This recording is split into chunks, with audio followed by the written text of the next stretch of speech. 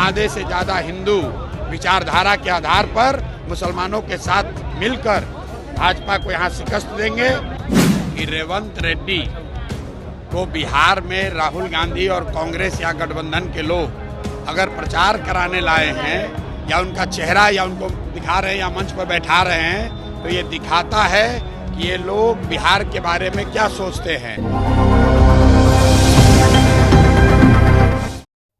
पूर्वी चंपारण से जनसुराज अभियान के संस्थापक प्रशांत किशोर ने शनिवार को बड़ा बयान देते हुए मुस्लिम समाज के सम्मेलन में भाजपा को हराने का रास्ता बता दिया है। उन्होंने कहा कि अब तक बिहार की सियासत में मुसलमानों के पास कोई ठोस विकल्प नहीं था, वे मजबूरी में एक ही खांचे में वोट डालते रहे, लेकिन अब जनसुराज अभियान उन्हें विचारधारा आधारित समीकरण बनाकर मजबूत विकल्प दे रहा है।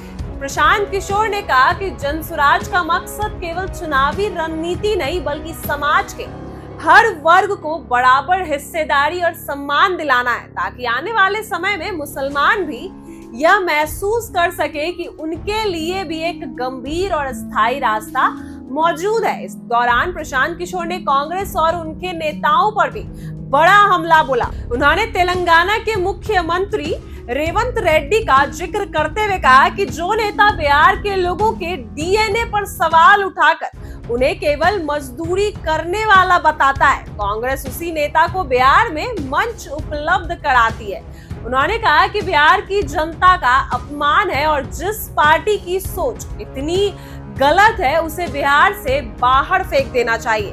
प्रशांत किशोर ने कहा कि बिहार के लोगों में काबिलियत और मेहनत की कोई कमी नहीं है, यह वही जमीन है जिसे देश को बड़े बड़े नेता और विचार दिए हैं, लेकिन दिल्ली और हैदराबाद में बैठे नेता बिहारियों को बेकार समझते आए हैं। उन्होंने सम्मेलन में उपस्थित लोगों से अपील की कि वह अब समय आ गया है कि जब भावनाओं से ऊपर उठकर ठोस और नए विकल्प को अपनाया जाए और बिहार की राजनीति को सही दिशा भी दी जाए। प्रशांत किशोर के इस बयान को बिहार की राजनीति में सीधे तौर पर कांग्रेस और भाजपा दोनों के खिलाफ बड़ी चुनौती मानी जा रही है। वहीं मुस्लिम समाज के बीच अपनी पकड़ बनाने की उनकी कोशिश भी साफ दिखाई दे रही है। एक बार सुनिए क्या कुछ कह रहे हैं प्रशांत किशोर। ऐसा है कि बिहार में एक ही समीकरण चलेगा, वो है बदलाव का समीकरण। ठीक है, सबने, समाज के सभी वर्ग ने, वो किसी जाति का हो किसी धर्म का है, सबने तय किया है कि बिहार में बदलाव चाहिए, बिहार में एक नई व्यवस्था चाहिए और उसमें हिंदू मुसलमान अगड़ा पिछड़ा सारे लोग शामिल हैं। मुसलमान उससे अलग नहीं है।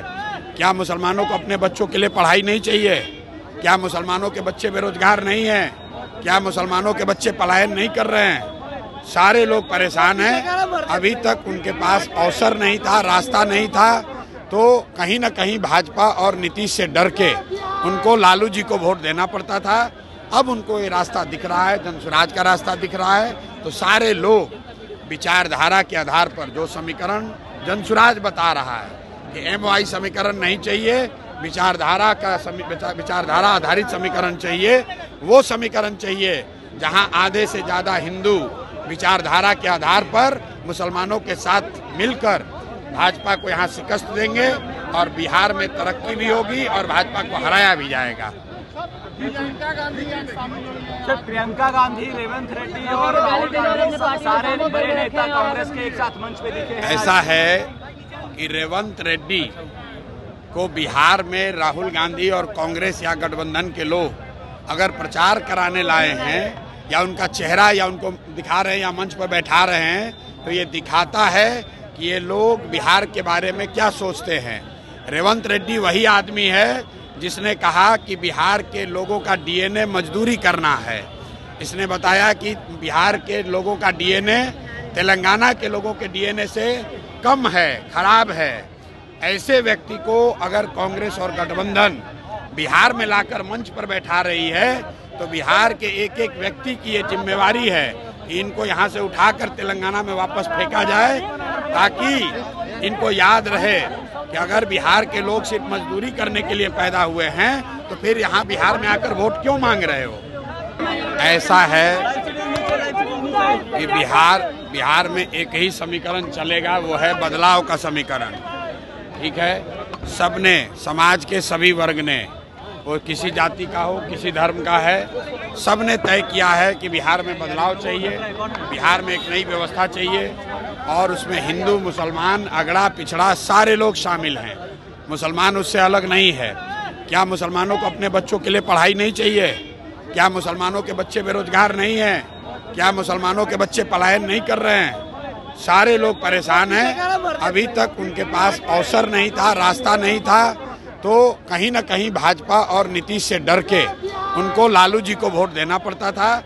अब उनको ये रास्ता दिख रहा है, जनसुराज का रास्ता दिख रहा है, तो सारे लोग विचारधारा के आधार पर, जो समीकरण जनसुराज बता रहा है कि MOI समीकरण नहीं चाहिए, विचारधारा आधारित समीकरण चाहिए, वो समीकरण चाहिए जहां आधे से ज़्यादा हिंदू विचारधारा के आधार पर मुसलमानों के साथ मिलकर भाजपा को यहाँ शिकस्त देंगे और बिहार में तरक्की भी होगी और भाजपा को हराया भी जाएगा।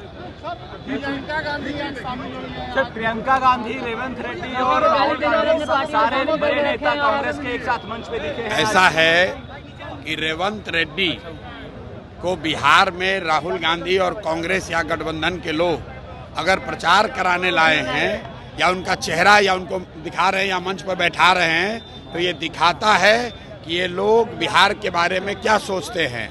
रेवंत रेड्डी वही आदमी है जिसने कहा कि बिहार के लोगों का DNA मजदूरी करना है। इसने बताया कि बिहार के लोगों का DNA तेलंगाना के लोगों के DNA से कम है, खराब है। ऐसे व्यक्ति को अगर कांग्रेस और गठबंधन बिहार में लाकर मंच पर बैठा रही है, तो बिहार के एक एक व्यक्ति की ये जिम्मेवारी है कि इनको यहाँ से उठाकर तेलंगाना में वापस फेंका जाए, ताकि इनको याद रहे कि अगर बिहार के लोग सिर्फ मजदूरी करने के लिए पैदा हुए हैं, तो फिर यहाँ बिहार में आकर वोट क्यों मांग रहे हो। ऐसा है कि बिहार में एक ही समीकरण चलेगा, वो है बदलाव का समीकरण। ठीक है, सबने, समाज के सभी वर्ग ने, वो किसी जाति का हो, किसी धर्म का है, सबने तय किया है कि बिहार में बदलाव चाहिए, बिहार में एक नई व्यवस्था चाहिए और उसमें हिंदू, मुसलमान, अगड़ा पिछड़ा सारे लोग शामिल हैं। मुसलमान उससे अलग नहीं है। क्या मुसलमानों को अपने बच्चों के लिए पढ़ाई नहीं चाहिए? क्या मुसलमानों के बच्चे बेरोजगार नहीं हैं? क्या मुसलमानों के बच्चे पलायन नहीं कर रहे हैं? सारे लोग परेशान हैं। अभी तक उनके पास अवसर नहीं था, रास्ता नहीं था, तो कहीं ना कहीं भाजपा और नीतीश से डर के उनको लालू जी को वोट देना पड़ता था। अब उनको ये रास्ता दिख रहा है, जनसुराज का रास्ता दिख रहा है, तो सारे लोग विचारधारा के आधार पर, जो समीकरण जनसुराज बता रहा है कि MOI समीकरण नहीं चाहिए, विचारधारा आधारित समीकरण चाहिए, वो समीकरण चाहिए।